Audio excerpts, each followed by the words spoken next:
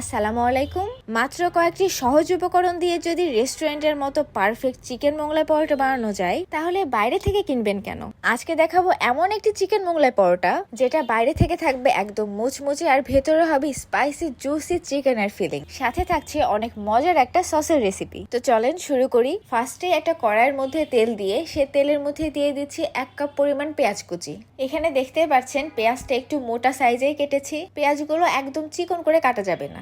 এখন এই পেঁয়াজগুলো ভেজে একটু সফট করে নেব, একদম ব্রাউন কালার করে ভাজা যাবে না। পেঁয়াজগুলো যখন একটু সফট হয়ে আসবে তখন এটার মধ্যে দিয়ে দিব 5 থেকে 7টা কাঁচামরিচ। কাঁচামরিচগুলো আমি একদম ছোট ছোট করে আগে থেকে কেটে নিয়েছিলাম। এই পর্যায়ে চুলার আঁচটা মিডিয়ামে রেখে পেঁয়াজ আর কাঁচামরিচটা কিছুক্ষণ ভেজে নিব। প্যানের মাঝখান থেকে পেঁয়াজগুলো সরিয়ে দিয়ে এটার মধ্যে দিয়ে দিচ্ছি চিকেন কিমা। এই সময় চুলার আঁচটা অবশ্যই মিডিয়ামে রাখতে হবে যেন পেঁয়াজগুলো পুড়ে না যায়। কিমাটা একটু নাড়াচাড়া করে নিচ্ছি যেন একদম শক্ত হয়ে না যায়। এই পর্যায়ে এই কিমার মধ্যে দিয়ে দিব 1/2 চা চামচ আদা বাটা, রসুন বাটা আর পরিমাণ মতো লবণ। সাথে দিয়ে দিচ্ছি 1/2 চা চামচ ঝালের গুঁড়া, 1/2 চা চামচেরও একটু কম হলুদ গুঁড়া আর 1/2 চা চামচ পরিমাণ জিরা গুঁড়া। আমার যেহেতু একটু ঝাল পছন্দ তাই সবার লাস্টে দিয়ে দিয়েছি একটু চিলি ফ্লেক্স। আপনারা যদি ঝাল একটু কম চান তাহলে এটি স্কিপ করতে পারেন। এখন এই কিমার সাথে সব মশলাগুলো একসাথে খুবই ভালো মতো মিশিয়ে নিব। এইভাবে চামচ দিয়ে নাড়াচাড়া করে কিমাগুলো একদম ম্যাশ করে ফেলতে হবে। কিমাগুলো মেশানো হয়ে গেলে এটার মধ্যে দিয়ে দিব টমেটো সস। কিমার সাথে মশলাগুলো খুবই ভালো মতো মেশানো হয়ে গেলে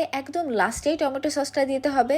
এতে করে ফ্লেভারটা অনেক বেশি ভালো পাওয়া যায়। সবকিছু মেশানো হয়ে গেলে এই কিমাটা আমরা 7 থেকে 8 মিনিট রান্না করে নিব। এখানে এক্সট্রা কোনো পানি ইউজ করা লাগবে না, মাংসের যে পানিটা আছে সেটা দিয়ে সেদ্ধ হয়ে যাবে। এখন একটা বাটির মধ্যে কিমাগুলো ঢেলে একটু ঠান্ডা করে নিয়েছি।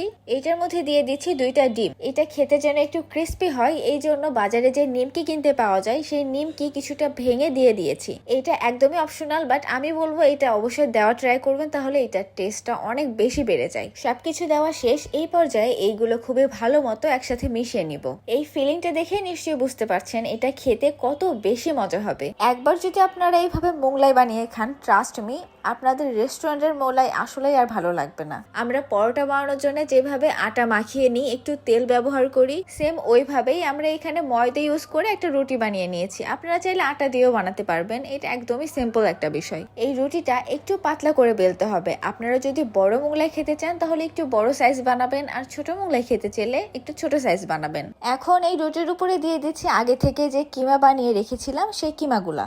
এই কিমাগুলার একটু পাতলা প্রলেপ দিতে হবে, বেশি মোটা করে দিতে গেলে ফেটে যেতে পারে। এখন এটা ভাঁজ করার পালা। আপনারা দেখতে পাচ্ছেন আমি মাঝখানে কিমাগুলো দিয়েছি আর সাইডে একটু জায়গা ফাঁকা রেখেছি। প্রথমে বাম সাইডের রুটিটা নিয়ে এটার মাঝখান পর্যন্ত ঢেকে দিয়েছি, তারপরে ডান সাইডেরটা উঠিয়ে বাম সাইডেরটার একদম উপর পর্যন্ত ঢেকে দিয়েছি। নিচের পার্টটায় একটু পানি লাগিয়ে একদম উপর পর্যন্ত ঢেকে দিয়েছি। উপরের পার্টটাও সেম, একটু পানি লাগিয়ে উপরের দিক থেকে সরিয়ে এনে সম্পূর্ণ ঢেকে দিয়েছি।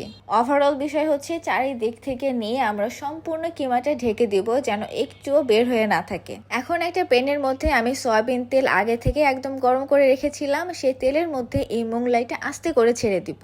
আলতো হাতে একটু সরিয়ে দিব আর নিচের যে গরম তেল ওইটা আস্তে আস্তে মোগলাইয়ের উপরে একটু দিতে থাকবো। আস্তে আস্তে এইভাবে তেল দিতে থাকলে উপরের পার্টটা অনেকটা ফুলে উঠবে আর উপরের পার্টটা অনেকটাই ভাজা ভাজা হয়ে যাবে। বাসায় যেহেতু বানাবো তাই অত ডুবো তেলে না ভেজে এইভাবে অল্প তেলেই আমরা মোগলাইটা খুবই ভালো মতো ভেজে নিতে পারবো। যেহেতু এই তেলটা অনেকটা কালো হয়ে যায়, পরে ইউজ করা যায় না, তাই আমাদের তেলও বেঁচে গেল, খেতে অনেক মজা লাগবে। মিডিয়াম আঁচে 3 থেকে 4 মিনিট একটা সাইড ভাজা হয়ে গেলে আবারও উল্টে দিয়ে এইভাবেই 3 থেকে 4 মিনিট আর একটা সাইডও ভেজে নিব। এখন একটা চটজলদি অনেক টেস্টি একটা চাটনি রেসিপি দেখাবো। সরিষা তেলের মধ্যে একটু রসুন কুচি আর কয়েকটা শুকনো মরিচ ভেজে নিয়েছি, সাথে একটু 5 ফোড়ন দিয়েছি। এখন এটার মধ্যে দিয়ে দিচ্ছি আগে থেকে সেদ্ধ করে ব্লেন্ড করে রাখা কাঁচা আম, আর কাঁচা আমের মধ্যে শুধু একটু হলুদ গুঁড়া আর ঝালের গুঁড়া ইউজ করেছিলাম। এই তো রেডি আমাদের অনেক অনেক বেশি মজার চিকেন মোগলাই পরোটা, সাথে অনেক টেস্টি কাঁচা আমের চাটনি। আমি গ্যারান্টি দিয়ে বলতে পারি আপনারা বাংলাদেশের কোনো রেস্টুরেন্টেও এত বেশি মজার মোগলাই পরোটা কখনো পাবেন না। বাসায় মাস্ট এটা একদিন ট্রাই করবেন। রেসিপিটা যদি ভালো লাগে অবশ্যই একটা লাইক দিবেন। মতামত জানানোর জন্য আপনারা কমেন্ট করতে পারেন। আরো এমন অনেক রেসিপি পাওয়ার জন্য আমার চ্যানেলটি সাবস্ক্রাইব করে পাশে থাকবেন। এতক্ষণ সঙ্গে থাকার জন্য অনেক ধন্যবাদ।